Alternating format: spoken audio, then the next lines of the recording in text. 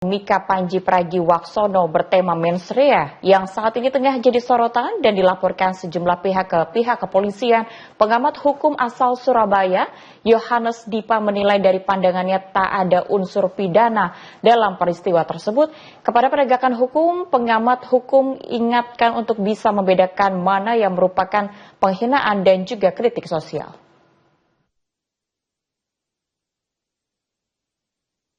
Materi mensrea komika Panji Pragiwaksono jadi atensi serius berbagai pihak.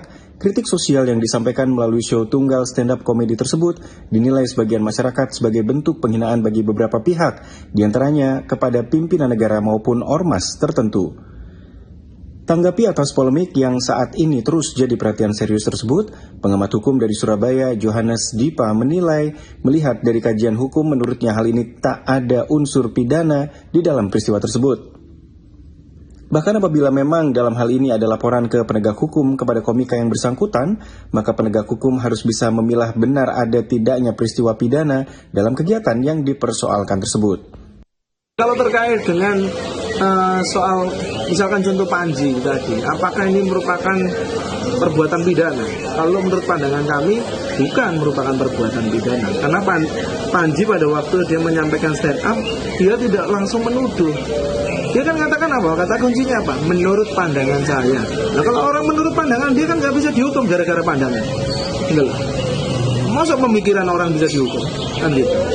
Menurut pemikiran saya, masa saya salah kalau mengatakan demikian? Saya kan nggak nuduh. Kecuali saya mengatakan bahwa Anda mencuri. Enggak.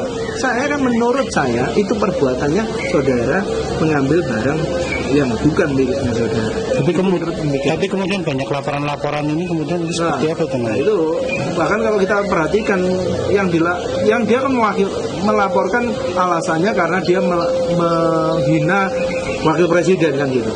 Kan kita tahu sendiri bahwa baru-baru ini waktu Pak Gibran diwawancara malah ngatakan ngapain kok lapor-lapor kan gitu.